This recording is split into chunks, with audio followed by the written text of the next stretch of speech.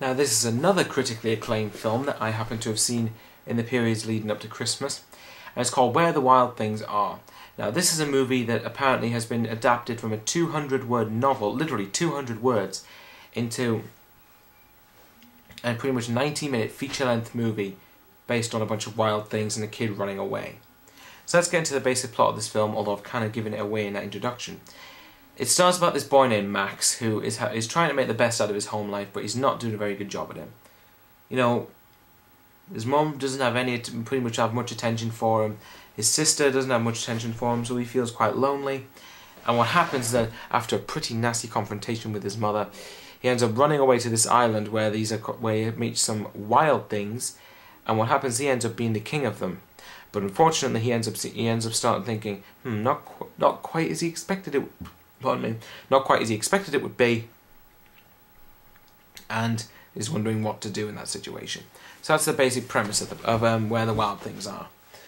Now, I wanted to see this movie because it did look pretty emotional, and based on Tom Chattelbash and like Revolution Reviews movie reviews, it did actually sort of boost me up for seeing it. This wasn't a film I originally intended on seeing, but free Friday afternoon, and we all just went to go and see it, pretty much. So what did I think of Where the Wild Things Are? Let's find out. Let's get straight into the pros and the cons of the film. Pros. Now, the acting is pretty good for a movie like this. I was not expecting, particularly the kid named Max Records, to play Max. You know, he wasn't... How ironic that they've got the same name. I didn't expect him to be good, and he ended up surprisingly entertaining me quite a bit. So, heads up to Max Records for that. The person who played his mother, I thought was really, really well done.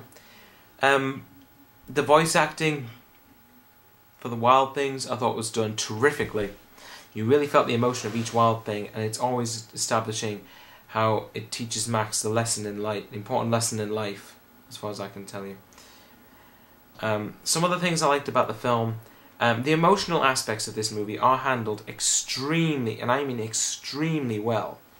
They really do pull them off in the best of moments possible. And particularly when the emotional moments do kick in, I feel for the characters. The script of the movie itself wasn't too bad. You know, the source of the story I think was okay-ish thought out.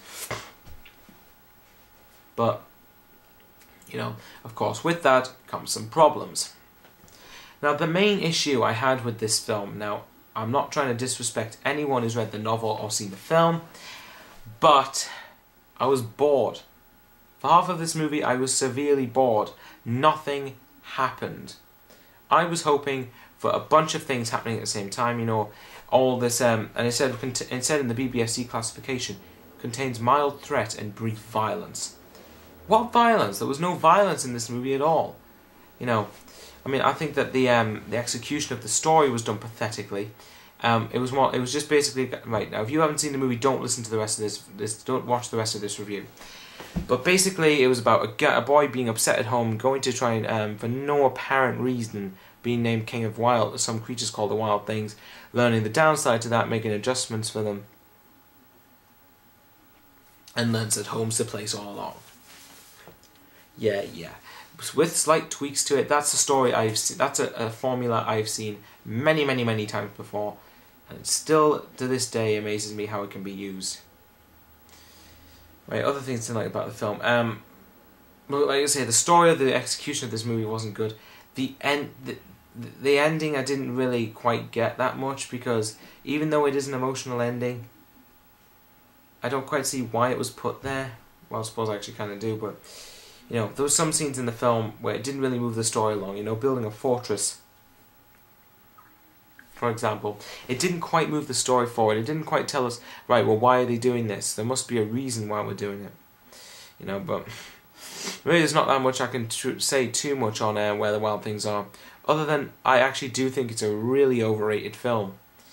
I'm not gonna lie, when I saw this I thought it was okay. It was partially entertaining, but unfortunately the story was kind of shit. I forgot to mention one thing other thing I liked about the visual effects in this movie are stunning. And I mean stunning. The wild things are done so well, you could actually think they are real, cuddly and friendly.